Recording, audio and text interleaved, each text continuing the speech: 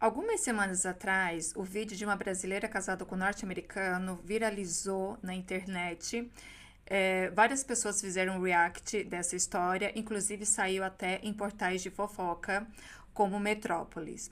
Porque essa brasileira, segundo ela tinha tirado o marido norte-americano da planta, porque ela fez uma repaginada nele, e ele ficou um ano no Brasil com ela. Após esse um ano, ele volta para os Estados Unidos com a promessa de que ela iria depois. Ele começou a se distanciar até que depois ele colocou um ponto final na relação. Rapidamente houve uma polarização na internet, né? Pessoas dando suas opiniões. Algumas chamando essa moça de interesseira porque ela é brasileira, ele é norte-americano. Outros falando que ela queria dar o golpe nele e no final ela que acabou recebendo o golpe. E assim por diante. Mas o que mais me chamou a atenção foi o que estava escrito na postagem do Metrópolis. Eu vou compartilhar com vocês aqui. Que diz o seguinte: conhecida por produzir conteúdos voltados a relacionamento internacionais e por vender cursos ensinando mulheres a conquistar um gringo. Na literatura acadêmica existe uma teoria, um conceito que se chama casamento por encomenda.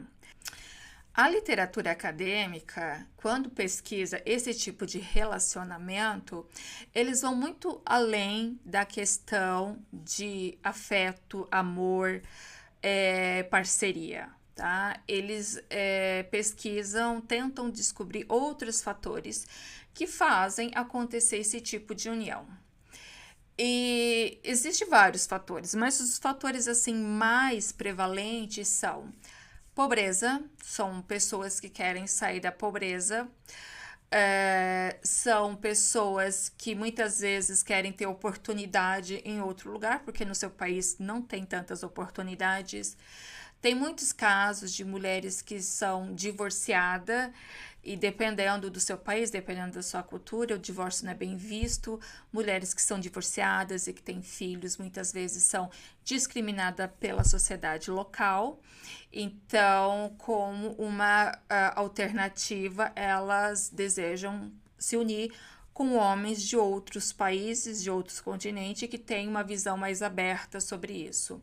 Voltando para esse caso dessa brasileira, ela afirma nas suas redes sociais, e tanto nessa reportagem do Metrópolis, que ela conheceu o norte-americano pela internet. Eu vi uma reportagem no jornal da USP que fala que hoje em dia os casamentos internacionais, na sua maioria, são pessoas que se conhecem pela internet, que a internet acabou virando um ponto de encontro entre mulheres brasileiras e estrangeiros. Essa reportagem da USP coletou vários dados e um deles que eu achei bem interessante, que eu acho que seria muito bom mencionar aqui, para que todos tenham consciência de o que realmente é um relacionamento internacional, né, transnacional. A pesquisa observou que relacionamentos construídos quase que exclusivamente pela internet, com pouca convivência presencial antes do casamento ou da mudança de país, tende a apresentar desafios específicos. A pessoa conhece apenas parte da realidade do parceiro. Diferenças culturais podem ser subestimadas, expectativas podem ser idealizadas, sinais de alerta passam despercebidos. Agora, alguns exemplos dos desafios que as mulheres brasileiras enfrentam ao casarem-se com estrangeiros, apontados nessa reportagem. Algumas mulheres entrevistadas relataram dificuldades de adaptação após a mudança internacional. Em alguns casos, elas não dominavam o idioma local e tinham dificuldade até mesmo para se comunicar fora do relacionamento. Isso aumenta a dependência do parceiro e dificulta a construção de uma rede própria de apoio. Agora a gente vai entrar numa parte mais delicada, tá? Que é essa parte que eu acho que é essencial, fundamental, esses agenciadores, esses mentores falarem para as suas clientes. Só que até onde eu já percebi, não existe esse tipo de informação. Os agenciadores, os mentores, essas pessoas que promovem casamentos internacionais, eles não falam como é a realidade. Porque, assim, na sociedade, a mulher já está numa situação de vulnerabilidade. A gente, apenas por ser mulher, por nascer mulher, já somos vulneráveis por isso. Aí tem a questão depois, além do gênero, tem a questão da imigração, porque sim, imigrante também entra numa classificação de vulnerabilidade. Então imagina, gênero e mais imigração. E aí vai para o país do parceiro, né? O país que é totalmente desconhecido, um idioma que muitas vezes a pessoa não domina, como mostrou a reportagem da USP, sem rede de apoio. Então, imagina os desafios que essa pessoa vai encontrar. E, para mim, esse é o ponto crucial do porquê que eu estou fazendo esse vídeo e por que eu estou falando sobre isso. Porque esses agenciadores, esses mentores, eles promovem um casamento com um estrangeiro como se fosse a coisa mais maravilhosa do mundo. Só que eles não falam o que pode acontecer após o casamento, principalmente quando a mulher vai para o país de origem do marido. Lógico, isso não acontece com todo mundo, obviamente. Tem muitas mulheres que conheceram seus parceiros através desses agenciadores e mentores e no final deu tudo certo, estão vivendo super bem, felizes, construíram uma família linda. Só que, estatisticamente falando, existe um outro lado, o lado que saiu tudo errado, que deu tudo errado, que a mulher descobriu que o cara era um abusador, um controlador, o lado do preconceito, do estereótipo, do feminicídio, muitas vezes. Então, essa parte que eu acho que é importante ser falado e eu não vejo ninguém falando. Mas vamos para alguns dados que uma pesquisa realizada em Londres com mulheres brasileiras, que foi feita por duas pesquisadoras, a Yara e a Kat, da Universidade Queen Mary, em London. Vamos aos resultados dessa pesquisa. Principais conclusões. A violência doméstica é a forma mais comum de violência. O fator mais recorrente associado à violência é a dependência migratória. Muitas mulheres permanecem em relacionamentos abusivos para regularizar a sua situação migratória. Mulheres sem documentação têm mais dificuldade para denunciar, buscar ajuda ou deixar o agressor. Mesmo migrantes documentadas enfrentam barreiras devido ao fato de não terem acesso a benefícios públicos, porque muitas vezes essas mulheres são dependentes dos seus parceiros, então se elas forem denunciar ou se elas forem pedir a separação, elas têm que ter uma ajuda financeira, já que elas muitas vezes não têm essa independência financeira. Outras vezes são mulheres que têm filhos pequenos e não conseguem trabalhar ou trabalham muito pouco e o que elas ganham não é o suficiente para se manter e manter seus filhos. E nesses casos precisaria sim de uma ajuda ou do marido, né, do ex-marido, do agressor ou do Estado. Só que muitas vezes quando a mulher ela tem um visto de dependente, ela não tem acesso aos recursos públicos. Então isso acaba dificultando ainda mais de deixar o agressor ou fazer uma denúncia contra o agressor. Mas vamos lá continuar com os dados encontrados, coletados, né, nessa pesquisa. Controle financeiro é um mecanismo central de abuso. Os provedores de serviço identificaram o controle econômico como um dos principais fatores de violência.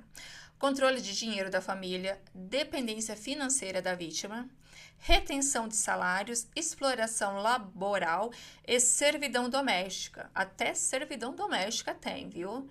Então, assim, é uma pesquisa muito completa, são dados realistas que foram coletados com a comunidade brasileira de Londres Então, assim, você vê que realmente a vida da mulher imigrante, principalmente aquela que imigra para poder estar junto do seu parceiro estrangeiro, não é tão simples assim, não é tão bonita e muito menos é essa fantasia vendida por essas agências e mentorias da internet.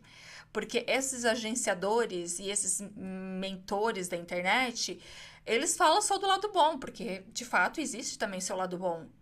Só que, como eu disse, existe algumas pessoas tiveram a sorte de conseguir um relacionamento saudável e estão vivendo bem, mas existe também um lado ruim. E esse lado ninguém conta. Porque assim, os agenciadores e os mentores, quando eles estão fazendo esse recrutamento, né, do homem estrangeiro com a brasileira, ele vai confiar na palavra do estrangeiro. Então, o estrangeiro ele vai falar o perfil dele, vai falar o perfil da mulher que ele está procurando. E não tem como o agenciador ou mentor, a pessoa que está fazendo o curso, que está promovendo esses encontros, passar um pente fino na vida do cara para saber se o cara realmente é o que está dizendo. Então, acaba que o agenciador, ele também acredita no que o homem está falando. Da mesma forma que a mulher que vai se encontrar com esse homem também acredita no que ele diz. Só que a realidade ela só vem à tona quando a mulher começa a conviver com ele. E quando começa a conviver no país dele, né? Quando a mulher está praticamente sem saída, porque ela está num país que não é dela, no idioma que não é dela, com leis que ela não conhece e muitas vezes tendo que lidar com um abusador e agressor dentro de casa.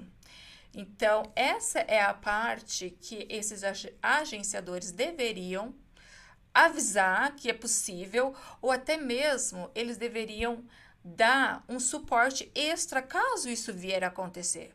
Porque da mesma forma que eu entendo que eles não têm como checar, né, fazer esse pente fino para saber se o estrangeiro realmente é uma pessoa de bom caráter, tem uma boa índole, não dá para eles fazer esse raio-x, não dá para eles garantir que essa pessoa vai ser uma pessoa boa e justa.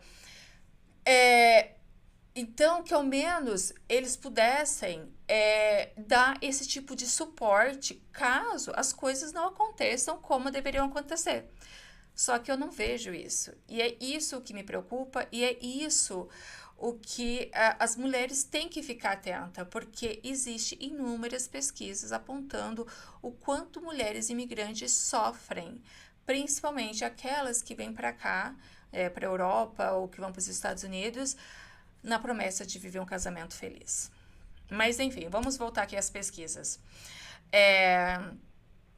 Mulheres procuram ajuda apenas em situações extremas. Isso é mais um dado levantado nessa pesquisa.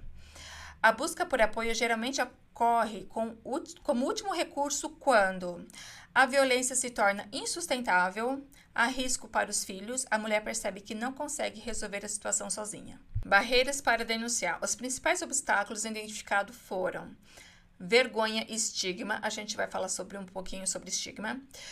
Falta de conhecimento do inglês, no caso, né, brasileiras que vieram para o Reino Unido, porque, como eu disse, essa pesquisa foi feita em Londres, mas se for feita na Alemanha, o problema vai ser com o alemão, se for feita na França, o problema vai ser com o francês, e assim por diante.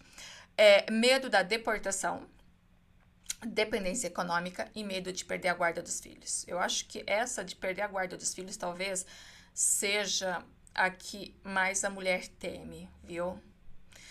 Porque se ela for deportada, mas se ela for deportada com os filhos, beleza, para muitas, né, no caso.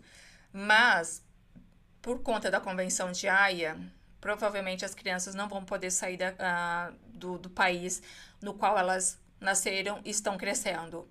E aí a mulher é obrigada a ficar nesse país por conta da criança. E ao ficar nesse país por conta da criança, se a documentação da mulher não estiver regular, corre o risco de ser deportada, ela e as crianças ficam. Ou então tem o medo de perder a guarda, né? Mesmo ficando no país com as crianças. Vamos continuar aqui. Relações formadas pela internet aparecem frequentemente nos casos. Vocês lembram que lá no início do vídeo eu falei sobre uma pesquisa que foi publicada no jornal da USP, falando sobre brasileiras que se relacionam pela internet com estrangeiros, né?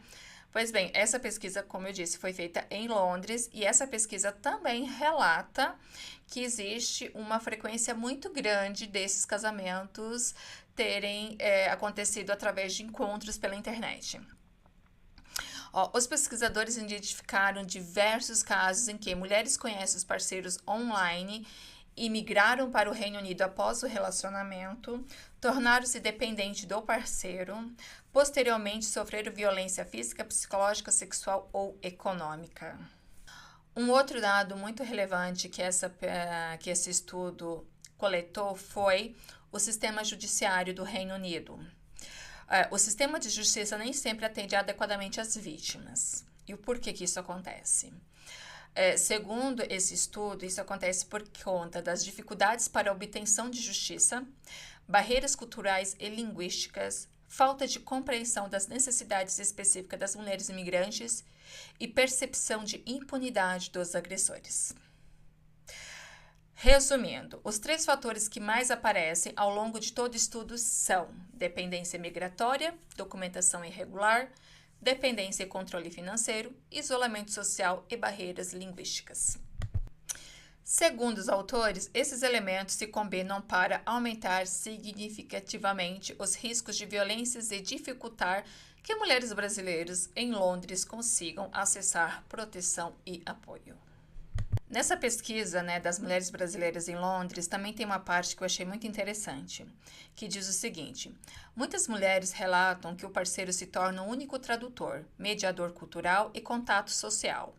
Quando uma única pessoa controla o acesso à informação, transporte, comunicação e recursos, a vulnerabilidade se aprofunda. A língua não é só ferramenta de comunicação, é ferramenta de autonomia. Então, por isso que existe essa necessidade, para nós imigrantes. Eu falo nós imigrantes porque eu também sou não moro no Brasil, mas por isso que é tão importante quando a mulher, a pessoa vai para um outro país, aprender o idioma local. É uma questão de sobrevivência. E tem muitas pessoas que não fazem isso, tá? Eu conheço aqui no Reino Unido muitas pessoas, principalmente mulheres, infelizmente, que ou casados com brasileiros, ou casados com português, ou casados com outra nacionalidade, mas que o seu parceiro fala o idioma, o português, que estão aqui há anos e não sei por qual motivo, não sei se é falta de interesse, se é dependência mesmo, acabam não aprendendo o idioma e deixando o parceiro resolver toda a sua vida. Então, isso faz com que a mulher se aprofunda ainda mais na vulnerabilidade. Então, assim, se não é possível ter a independência financeira porque tem filhos pequenos, tenha ao menos a independência do idioma. Procure aprender o idioma, mesmo que seja o básico, para que você possa sair e pedir ajuda, para que você possa saber quais são seus direitos. Lá atrás eu mencionei a questão de estereótipo, então agora eu vou ler o que um estudo fala sobre essa questão. Mulheres brasileiras no exterior frequentemente são associadas à imagem de sensualidade e disponibilidade sexual. Esses estereótipos influenciam como são tratadas e também como são percebidas quando denunciam. Ser classificada como caçadora de passaporte antes de abrir a boca é mais uma razão para não abrir a boca. Então, como a gente viu aqui, o estereótipo também é um agravante nessa questão da mulher imigrante quando ela tem que procurar ajuda. Muitas das vezes as mulheres, elas decidem não procurar ajuda por conta da questão do estereótipo. Como é que a sociedade, como é que o policial, como é que a justiça vai vê-la por ser imigrante, por vir de um país no qual a mulher é sexualizada, no qual a mulher é vista apenas por essa questão exótica da sensualidade, do sexo e tudo mais. Mas assim, independente do estereótipo, porque infelizmente esse estereótipo existe, nós que somos imigrantes, a gente sabe perfeitamente disso. Mas assim, independente desse estereótipo ou não, passa por cima, ignora e vai atrás dos seus direitos. Não abaixe a cabeça, não fique sofrendo calada caso você esteja passando por isso. Enfim, para concluir, eu usei esse caso, né, dessa influenciadora brasileira que casou com um americano, porque foi um caso viral. Mas como eu disse, o que mais me chamou a atenção não foi nem o relacionamento dela, mas o fato de ela também porque ela estava promovendo, né, na internet cursos online para assessorar mulheres brasileiras com gringo. E como eu disse, né, infelizmente esses cursos eles te preparam para você ficar bonita, você ficar apresentável, você agradar o estrangeiro, né? Como você tem que se vestir, se comportar, falar e tudo mais, mas não te preparam para a realidade que é o que acontece muitas vezes com a mulher imigrante quando ela vai para o país de origem do seu parceiro. A frase que eu encontrei na internet quando estava pesquisando sobre esses artigos, sobre literatura acadêmica a respeito desse tema. E para concluir, eu vou ler aqui uma frase que eu achei muito interessante que fala o seguinte: não basta discutir relacionamento, também precisamos discutir proteção social, acesso à informação, acesso à justiça e políticas migratórias sensíveis a questões de gênero.